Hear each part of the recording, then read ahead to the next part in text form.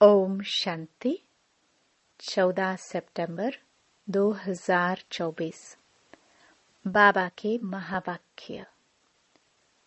मीठे बच्चे, बाप की श्रीमत पर चलकर अपना श्रृंगार करो। पर चिंतन से अपना श्रृंगार मत बिगाड़ो। टाइम वेस्ट न करो। प्रश्न।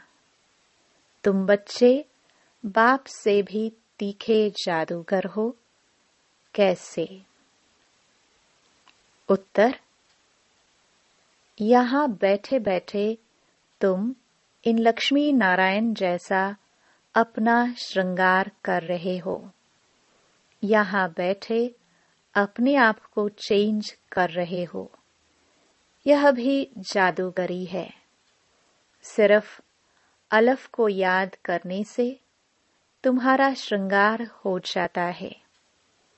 कोई हाथ पांव चलाने की भी बात नहीं, सिर्फ विचार की बात है। योग से तुम साफ, स्वच्छ और शोभनीक बन जाते हो। तुम्हारी आत्मा और शरीर कंचन बन जाता है। यह भी कमाल है ना? ओम शांति। रूहानी जादूगर बैठ रूहानी बच्चों को, जो बाप से भी तीखे जादूगर हैं, उन्हों को समझाते हैं। तुम यहाँ क्या कर रहे हो? यहाँ बैठे बैठे कोई चुरपुर नहीं। बाप अथवा साजन सजनियों को युक्ति बता रहे हैं। साजन कहते हैं, यहाँ बैठे तुम क्या करते हो? अपने को तुम ऐसे लक्ष्मी नारायण मिसल श्रृंगार रहे हो। कोई समझेंगे? तुम यहाँ सब बैठे हो, फिर नंबरवार पुरुषार्थ अनुसार तो हो ही ना। बाप कहते हैं, ऐसे श्रृंगारे हुए बनना है। तुम्हारी एम ऑब्जेक्ट ही यह है, भविष्य अमरपुरी के लिए। यहाँ बैठे हुए तुम क्या कर रहे हो? पैराडाइज के श्रृंगार के लिए पुरुषार्थ कर रहे हो। इसको क्या कहें? यहाँ बैठे हुए अपने को चेंज कर रहे हो। उठते बैठते चलते बाप ने एक मन मनाभव की चाबी दे दी है। बस एक सिवाय इसके और कोई भी फालतू बातें सुन सुनाकर टाइम वेस्ट मत करो। तुम अपने ही श्रृंगार में लगे रहो। दूसरा करता है व नहीं, इसमें तुम्हारा क्या जाता है? तुम अपने पुरुषार्थ में रहो। कितनी समझ की बातें हैं। कोई नया सुनेगा तो जरूर वंडर खाएगा। तुम्हारे में कोई तो अपना श्रृंगार कर रहे हैं, कोई तो और ही बिगाड़ रहे हैं। पर चिंतन आदि में टाइम वेस्ट करते रहते हैं। बाप बच्चों को समझाते हैं, तुम सिर्फ अपने को देखो कि हम क्या कर रहे हैं। बहुत छोटी युक्ति बताई है। बस एक ही अक्षर है, मन मनाभव। तुम यहाँ बैठे हो, परंतु बुद्धि में है कि सारी सृष्टि का चक्र कैसे फिरता है। अभी फिर से हम विश्व का श्रृंगार कर रहे हैं। तुम कितने पद्मा पदम भाग्यशाली हो। यहाँ बैठे बैठे तुम कितना कार्य करते हो। कोई हाथ पांव तो चलाने की बात ही नहीं है, सिर्फ विचार की बात है। तुम कहेंगे, हम यहाँ बैठे ऊंचते ऊंच विश्व का श्रृंगार कर रहे हैं। मन मनाभव का मंत्र कितना ऊंच है। इस योग से ही तुम्हारे पाप भस्म होते जाएंगे और तुम साफ बनते बनते फिर कितने शोभनीक हो जाएंगे। अभी आत्मा पतित है, तो शरीर की भी हालत देखो क्या हो गई है। अब तुम्हारी आत्मा और काया कंचन बन जाएगी। यह कमाल है ना। तो ऐसा अपना श्रृंगार करना है, दैवी गुण भी धारण करने हैं। बाप सभी को एक ही रास्ता बताते हैं, अलफ बे। सिर्फ अलफ की बात है। बाप को याद करते रहो तो तुम्हारे श्रृंगार सारा बदल जाएगा। बाप से भी तुम बड़े जादूगर हो। तुमको युक्ति बताते हैं कि ऐसा ऐसा करने से तुम्हारा श्रृंगार बन जाएगा। अपना श्रृंगार न करने से तुम मुफ्त अपने को नुकसान पहुंचाते हो। इतना तो समझते हो हम भक्ति मार्ग में क्या क्या करते थे। सारा श्रृंगार ही बिगाड़ कर क्या बन गए हो। अब एक ही अक्षर से, बाप की याद से तुम्हारा श्रृंगार होता है। बच्चों को कितना अच्छी रीति समझाकर फ्रेश करते हैं। यहाँ बैठे तुम क्या करते हो? याद की यात्रा में बैठे हो। अगर कोई का ख्याल और तरफ होगा तो श्रृंगार थोड़े ही होगा। तुम श्रृंगारे हो तो फिर औरों को भी रास्ता बताना है। बाप आते ही हैं ऐसा श्रृंगार बनाने। कमाल शिव बाबा आपकी।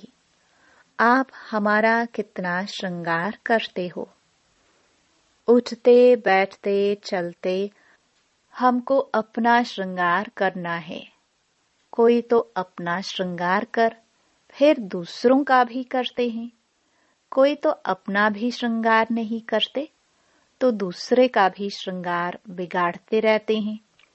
फालतू बातें सुनाकर उनकी अवस्था को भी नीचे गिरा देते हैं।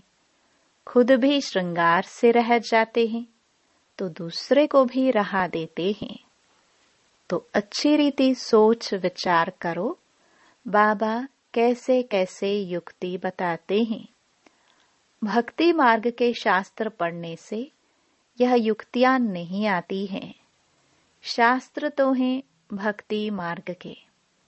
तुमको कहते हैं तुम क्यों शास्त्रों को नहीं मानते हो? बोलो हम तो सब मानते हैं। आधा कल्प भक्ति की है। शास्त्र पढ़ते हैं तो कौन नहीं मानेंगे। रात और दिन होते हैं तो जरूर दोनों को मानेंगे ना। यह है बेहद का दिन और रात। बाप कहते हैं मीठे बच्चों तुम अपना श्रृंगार करो। टाइम वेस्ट मत करो। टाइम बहुत थोड़ा है। तुम्हारी बड़ी विशाल बुद्धि चाहिए। आपस में बहुत प्रेम होना चाहिए। टाइम वेस्ट नहीं करना चाहिए क्योंकि तुम्हारा टाइम तो बहुत वैल्यूबल है। कौड़ी से हीरे जैसा तुम बनते हो। मुफ्त में इतना थोड़े सुन रहे हो। कोई कथा है क्या? बाप अक्षर ही एक सुनाते हैं। बड़े बड़े आदमियों को जास्ती बात थोड़ी करनी चाहिए। बाप तो सेकंड में जीवन मुक्ति का रास्ता बताते हैं। यह है ही ऊंच श्रृंगार वाले। तब तो उन्हों के ही चित्र हैं जिनको बहुत पूजते रहते हैं। जितना बड़ा आदमी होगा उतना बड़ा मंदिर बनाएंगे, बड़ा श्रृंगार करेंगे। आगे तो देवताओं के चित्र पर हीरे का हार पहनाते थे। बाबा को तो अनुभव है ना। बाबा ने खुद हीरे का हार बनाया था लक्ष्मी नारायण के लिए। वास्तव में तो उन्हों जैसी यहाँ पहरवाइज कोई बना ना सके। अभी तुम बना रहे हो नंबरवार पुरुषार्थ अनुसार। तो बाप समझाते हैं बच्चे टाइम वेस्ट ना अपना करो ना औरों का करो। बाप युक्ति बहुत सहज बताते हैं। मुझे याद करो तो पाप मिट जाए। याद बिगर इतना श्रृंगार हो न सके। तुम यह बनने वाले हो ना, दैवी स्वभाव धारण करना है। इसमें कहने की भी दरकार नहीं, परंतु पत्थर बुद्धि होने कारण सब समझाना पड़ता है। 1 सेकंड की बात है। बाप कहते हैं, मीठे मीठे बच्चों, तुमने अपने बाप को भूलने से कितना श्रृंगार बिगाड़ दिया है। बाप तो कहते हैं, चलते फिरते श्रृंगार करते रहो, परंतु माया भी कम नहीं है। कोई लिखते हैं, बाबा आपकी माया बहुत तंग करती है। अरे हमारी माया कहाँ है? यह तो खेल है ना। मैं तो तुमको माया से छुड़ाने आया हूँ। मेरी माया फिर काहे की? इस समय पूरा ही इनका राज्य है। जैसे इस रात और दिन में फर्क नहीं हो सकता, यह फिर है बेहद की रात और दिन। इनमें 1 सेकंड का भी फर्क नहीं हो सकता है। अभी तुम बच्चे नंबरवार पुरुषार्थ अनुसार ऐसा श्रृंगार कर रहे हो। बाप कहते हैं, चक्रवर्ती राजा बनना है तो चक्कर फिराते रहो। भल गृहस्थ व्यवहार में रहो। इसमें सारा बुद्धि से काम लेना है। आत्मा में ही मन बुद्धि है। यहाँ तुमको बाहर का गोरख धंधा कुछ भी नहीं है। यहाँ आते ही हो तुम अपने को श्रृंगारने, रिफ्रेश होने। बाप पढ़ाते तो सबको एक ही जैसा है। यहाँ बाबा पास आते हैं नई नई पॉइंट्स सम्मुख सुनने। फिर घर में जाते हैं तो जो कुछ सुना है वह बाहर निकल जाता है। यहाँ से बाहर निकलने से ही झोली छांट लेते हैं। जो सुना उस पर मनन चिंतन नहीं करते हैं। तुम्हारे लिए तो यहाँ एकांत की जगह बहुत है। बाहर में तो खटमल फिरते रहते हैं। 1-2 का खून करते पीते रहते हैं। तो बाप बच्चों को समझाते हैं, यह तुम्हारा टाइम मोस्ट वैल्यूएबल है। इसको तुम वेस्ट मत करो। अपने को श्रृंगारने की बहुत युक्तियां मिली हैं। मैं सबका उद्धार करने आता हूँ। मैं आया हूँ तुमको विश्व की बादशाही देने। तो अब मुझे याद करो। टाइम वेस्ट मत करो। कामकाज करते भी बाप को याद करते रहो।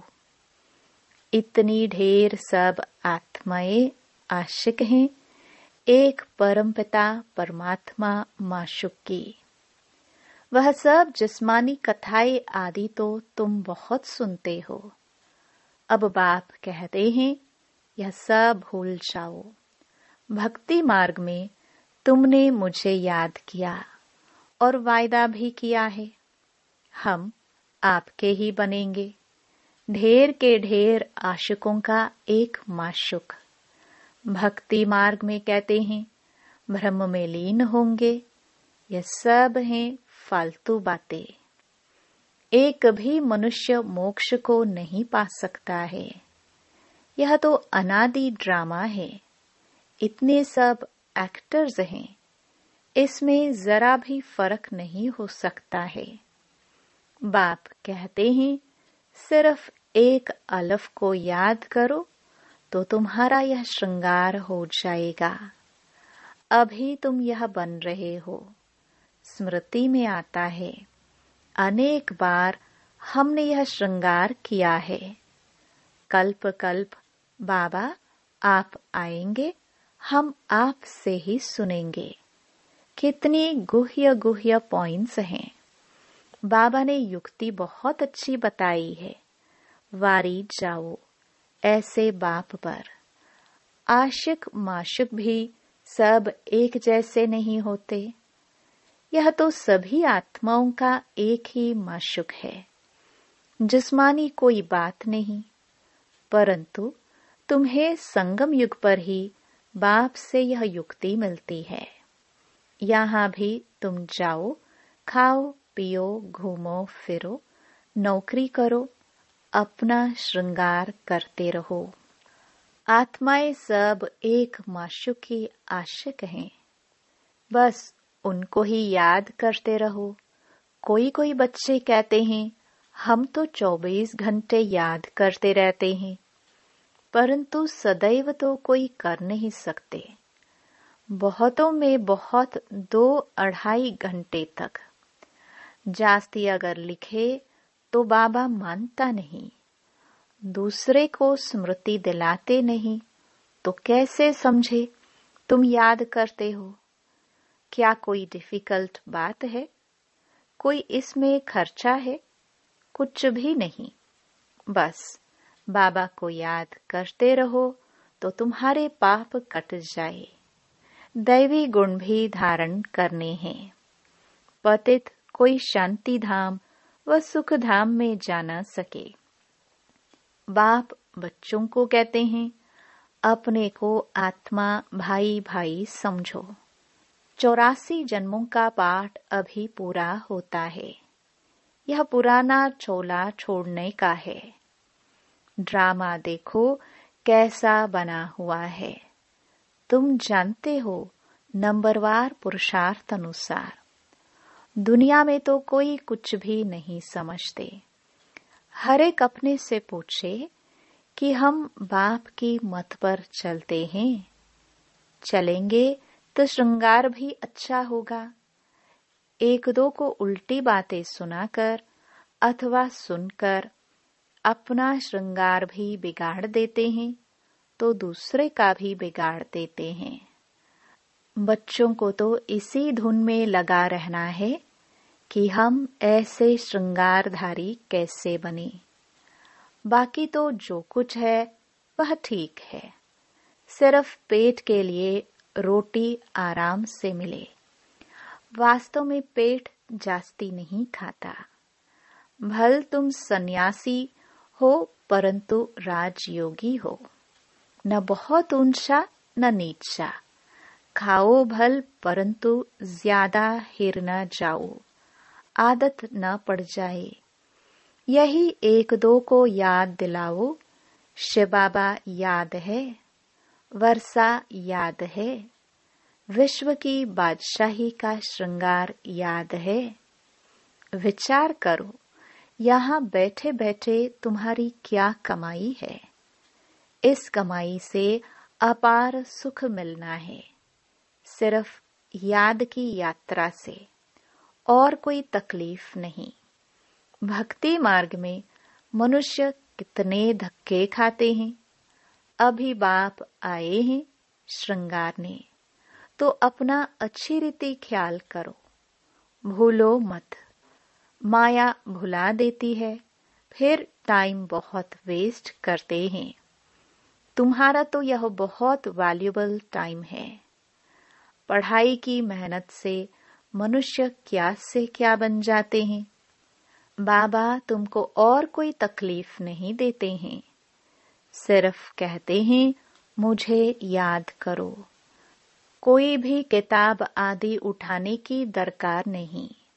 बाबा कोई किताब उठाता है क्या? बाप कहते हैं मैं आकर इस प्रजापिता ब्रह्मा द्वारा एडॉप्ट करता हूँ। प्रजापिता है ना, तो इतनी खुख वंशावली प्रजा कैसे होगी। बच्चे एडॉप्ट होते हैं। वर्षा बाप से मिलना है। बाप ब्रह्मा द्वारा एडॉप्ट करते हैं, इसलिए उनको मात पिता कहा जाता है। यह भी तुम जानते हो। बाप का आना बड़ा एक्यूरेट है। एक्यूरेट टाइम पर आते हैं। एक्यूरेट टाइम पर जाएंगे। दुनिया की बदली तो होनी ही है। अभी बाप तुम बच्चों को कितनी अकल देते हैं। बाप की मत पर चलना है। स्टूडेंट जो पढ़ते हैं वही बुद्धि में चलना है। तुम भी यह संस्कार ले जाते हो। जैसे बाप में संस्कार हैं, वैसे तुम्हारी आत्मा में भी यह संस्कार भरते हैं। फिर जब यहाँ आएंगे तो वही पाठ रिपीट होगा। नंबरवार पुरुषार्थ अनुसार आएंगे। अपने दिल से पूछो, कितना पुरुषार्थ किया है अपने को श्रृंगारने का? टाइम कहाँ वेस्ट तो नहीं किया है? बाप सावधान करते हैं, वाहियात बातों में कहाँ भी टाइम न गवाओ। बाप की श्रीमत याद रखो। मनुष्य मत पर न चलो। तुमको यह पता थोड़ी था कि हम पुरानी दुनिया में हैं। बाप ने बताया है कि तुम क्या थे। इस पुरानी दुनिया में कितने अपार दुख हैं। यह भी ड्रामानुसार पाठ मिला हुआ है। ड्रामानुसार अनेकानेक विघ्न भी पड़ते हैं। बाप समझाते हैं, बच्चे यह ज्ञान और भक्ति का खेल है। वंडरफुल ड्रामा है। इतनी छोटी आत्मा में सारा पाठ अविनाशी भरा हुआ है, जो बजाती ही रहती है। अच्छा, मीठे मीठे सिखिलदे बच्चों प्रति माता पिता बाप दादा का याद प्यार और गुड मॉर्निंग। रूहानी बाप के रूहानी बच्चों को नमस्ते। धारणा के लिए मुख्य सार। पहला, दूसरी सब बातों को छोड़ इसी धुन में रहना है कि हम लक्ष्मी नारायण जैसा श्रृंगारधारी कैसे बने। दूसरा, अपने से पूछना है कि हम श्रीमत पर चलकर मन मनाभव की चाबी से अपना श्रृंगार ठीक कर रहे हैं।